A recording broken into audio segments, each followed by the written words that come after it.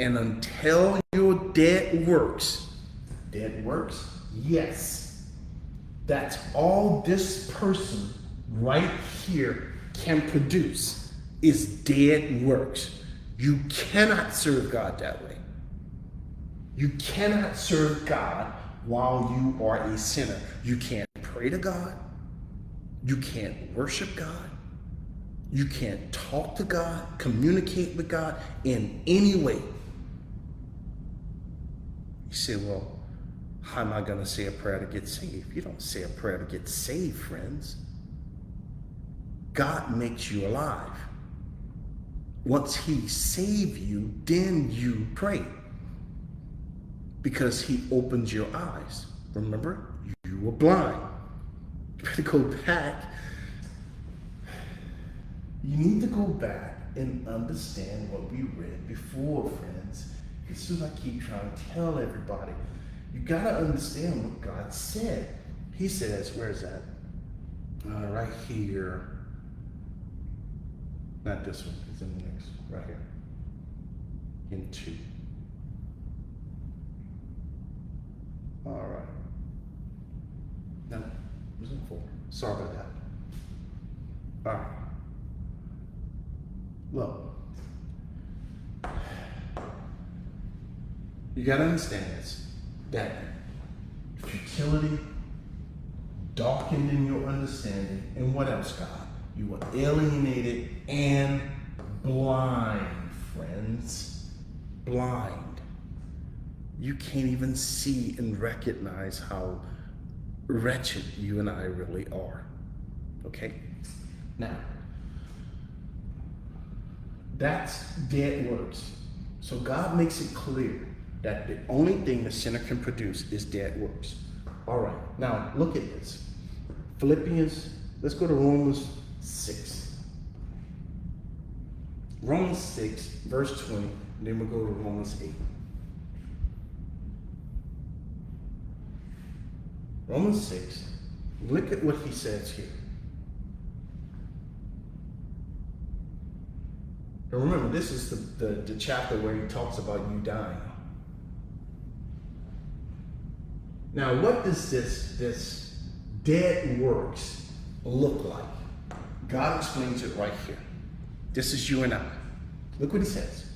For when you, now this is before you got saved, you were something. What were you and I? We were slaves.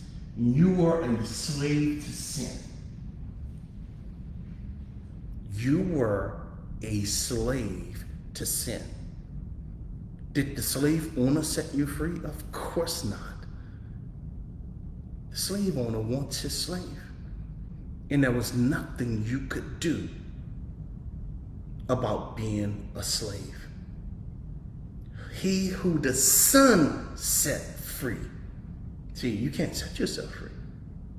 Now, look at this. When you were in this condition, when you were this right here, listen carefully to what God says about you and I when we were like that. What about us, God?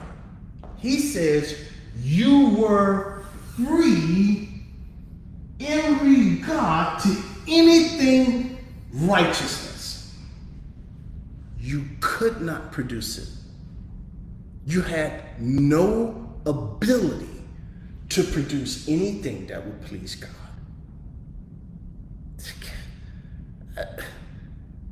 No way that could be written. Look, that's what it says. You couldn't please God to save your life.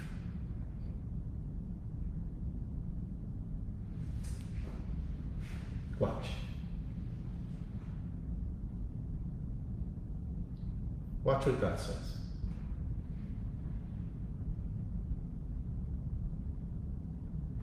Okay? You don't believe that? Watch this.